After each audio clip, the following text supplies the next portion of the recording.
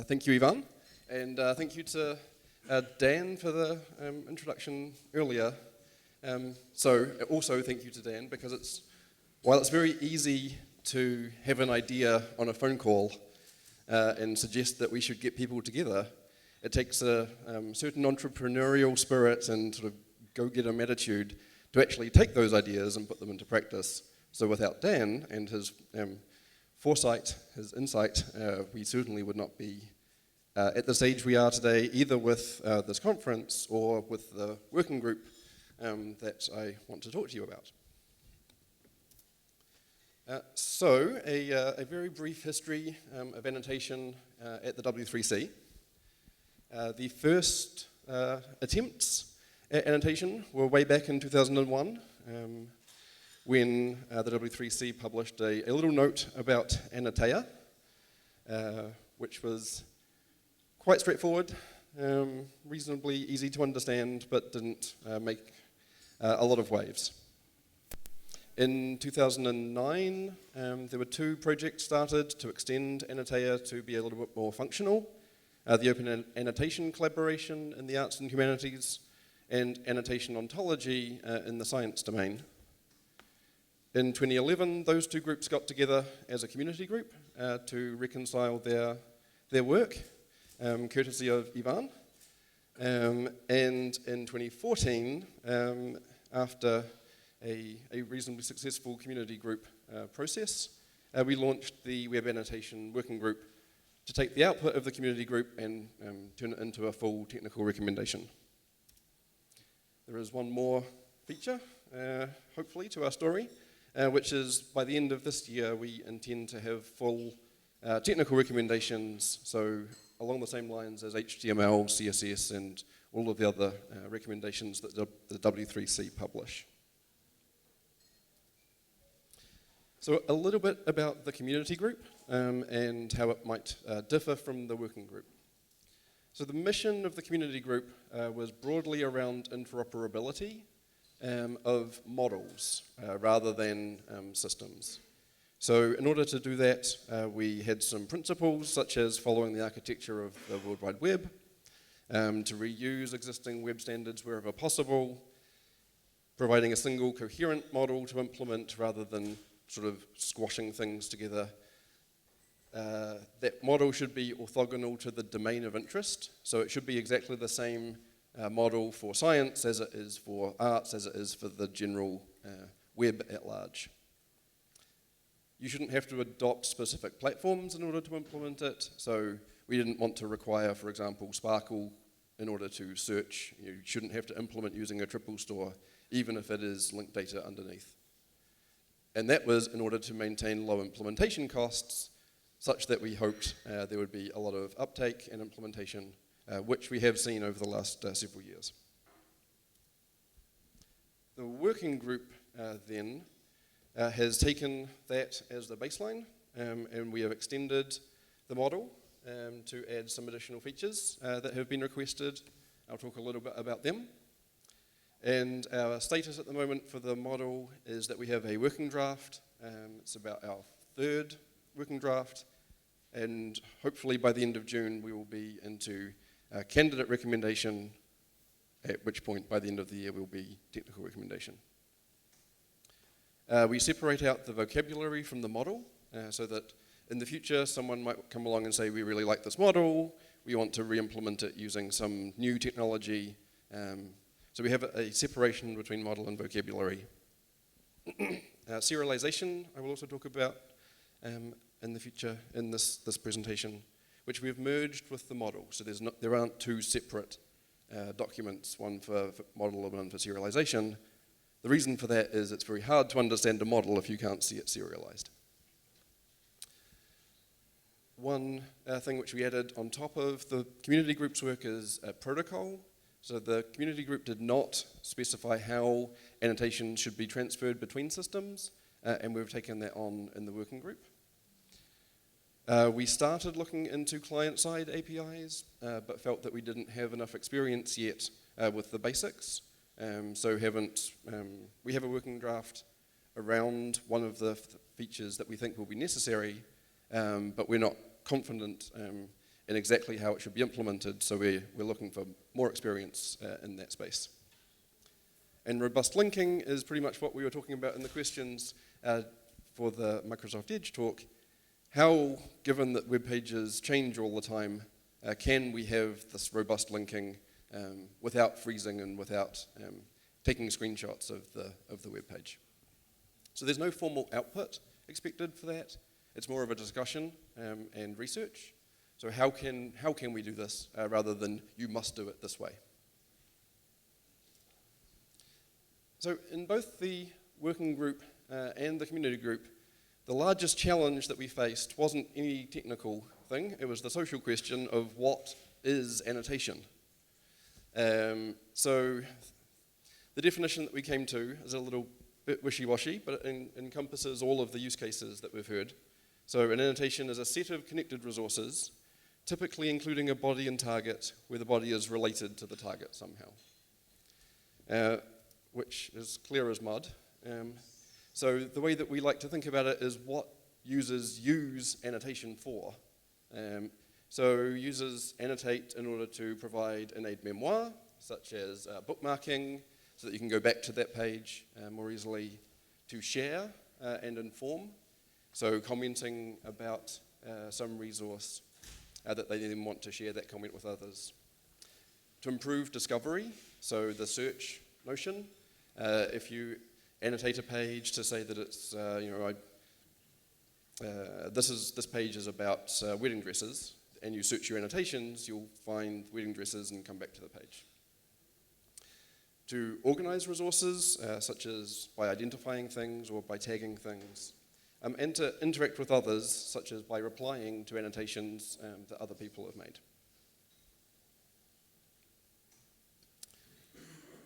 Okay, so given those activities that people want to use annotation for, we've found it helpful to sort of walk through the ecosystem of systems that participate in the annotation world.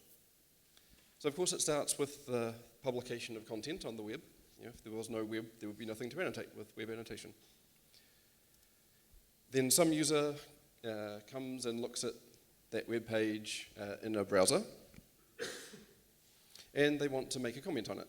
So in this case, the user is commenting on the web page as a whole, rather than any one part of it. But it's still currently just in the interface. They then need to send that annotation somewhere via the protocol to be maintained. They might then also want to highlight some region to talk about a particular part of the web page.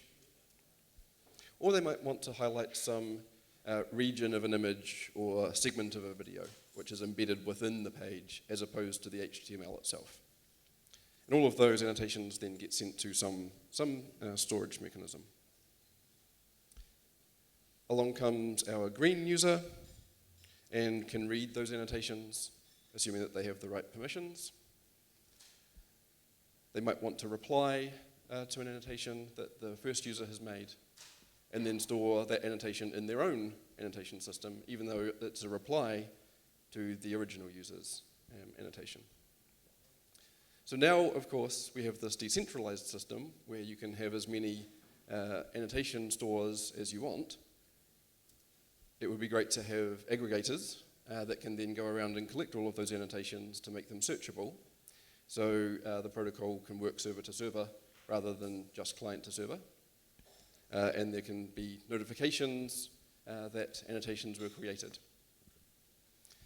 So now imagine I'm the purple user. I might want to take those annotations, reflect on them, and use them to update my original content. And now we have the virtuous cycle going around. Okay, so I want to walk through the data model. So this is the technical bit of the presentation. I apologize for the technicality, but at least it's not directly after lunch. So the simplest data model is very simple, I hope you'll agree. You have an annotation which has a body, the comment, and it's about a target, the web page. You have to say it's an annotation so that anyone discovering it knows what they're looking at. And that's sort of the 90% case. So we think it starts simple and small, and as you add complexity and richness, it becomes more complex, but at least in line with the complexity of the annotation. So you might want to add some metadata about the annotation, such as when it was created and who created it, so that you can have a reputation network and follow your friends' annotations and that sort of thing. So that would be the when and the who, but we're also very interested in why. So why did the user create this annotation? And for that we use motivations. So that's the activity that the user is trying to do. So it could be tagging, it could be identifying, commenting, replying, questioning, identifying, classifying, etc. And that's an extensible list. So anyone can say, here is a new sort of motivation, say typo correcting or copy editing might be a narrower form of editing, which is our generic. We're trying to make a change via this annotation. Rights is also important, so that we can see how you can use the annotation, and generator is the system that created the annotation rather than the user. So any resource can serve as either body or target. However, we want to be able to embed the content of the body, because that's very often how people create their annotations. And so we can do that with a textual body. And we also want to be able to know some sort of basic metadata about the body and target, such as the language that it's written in, or the format of the resource. So is it HTML, is it a video, is it audio, or so forth. So that allows you to annotate whole resources, but we also need to be able to annotate parts of resources that don't themselves have URIs. So for this, we introduce a new specific resource, which is more specific than the full resource. And we have a selector to say, this is how you discover the part of the web page that we want to annotate. You can also have a state to say, I want the PDF form of this resource rather than the HTML form. You can style it to say it should be written in pink or it should be highlighted in yellow. And you can also associate motivations with individual bodies and targets. This is new from the working group. To say, for example, this body is tagging, whereas this other body is commenting. So then the significant changes from the community groups model. We've changed the JSON LD serialization to use developer-friendly names rather than ontologist-friendly names. We found actually that there are rather more developers than there are ontologists. So who would have thought?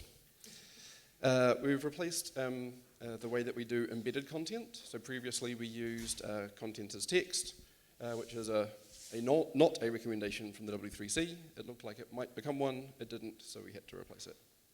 But it serves exactly the same function.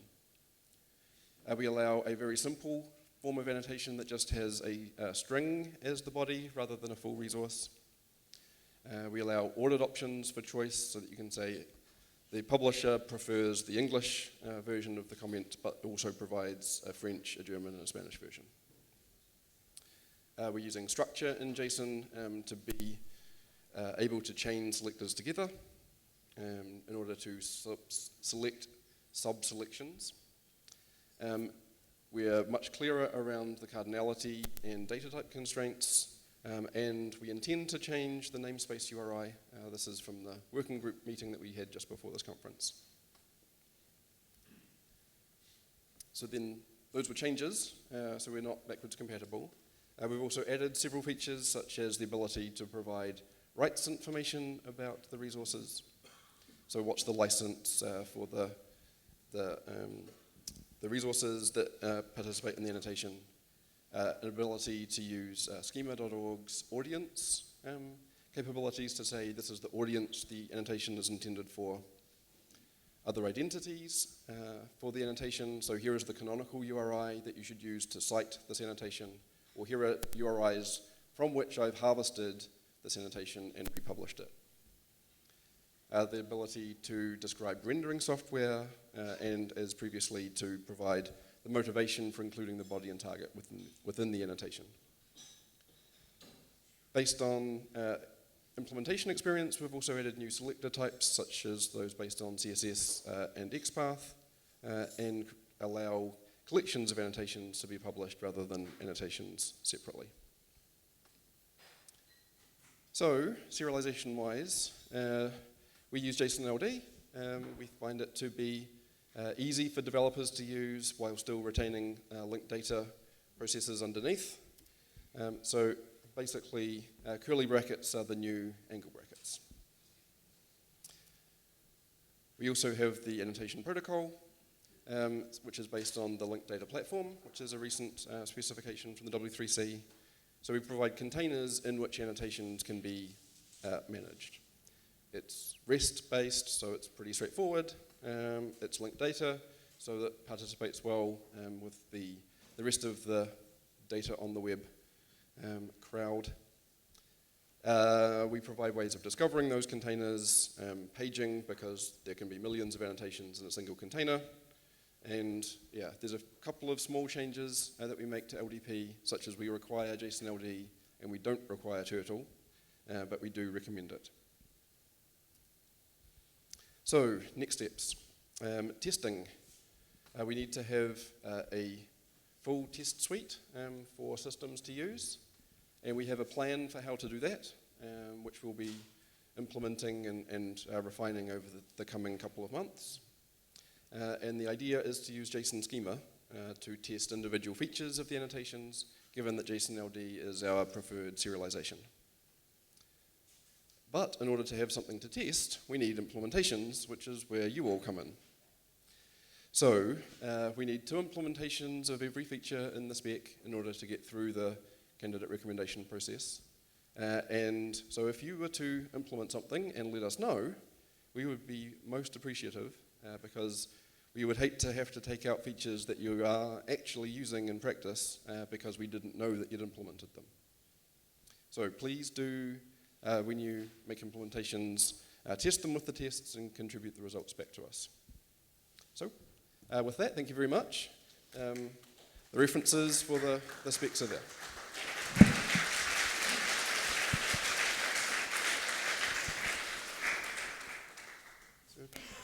I think we have time for probably 2 questions. 3 questions, yes. That's why I cut you out a bit earlier. There was one there. So one thing that came up in the previous talk and in your talk is the need for robust linking, which to my mind seems to require archiving. And then do the organizations that support annotations need to be the ones that manage the link between the archived copy and the live copy if it still exists? So in the specification, so let me first speak to the spec and then to the social side. In the specification, you can link to archived copies or cached copies of the web page as it was when it was annotated. And we don't specify what that process is, we just allow it to happen. But I do know that, for example, Hypothesis have an agreement with the Internet Archive that they can use the Internet Archive's APIs to say, someone just annotated this web page, please grab a copy of it. The Internet Archive goes and grabs it, and then they can include the link back to their archived copy into the annotation. So yeah, there's no formal requirement to do it, but it's certainly enabled if people want to take use of it. Any other question?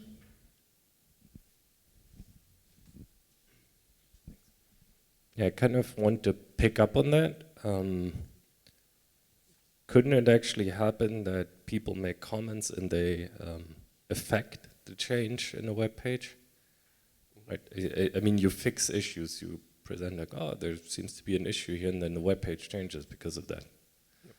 Yeah, so that's one of the things that we have discussed and struggled with, frankly, that as soon as you make the change that the annotation suggests, the annotation is no longer valid. Yes, So- exactly. It's like an issue that you resolve, Right. basically. Yep. So you would need to somehow close the annotation or mark it as completed. And yeah, we don't want to get into the business of saying how that should be done because there'll be various systems doing it different ways. For example, if GitHub were to take the issues and turn them into annotations on the code, which seems reasonable, then they might want to have a certain flag to say this is open. They might want to tag them, those issues, to provide the label functionality, whereas another system might want to do something different and just delete them once they've been processed.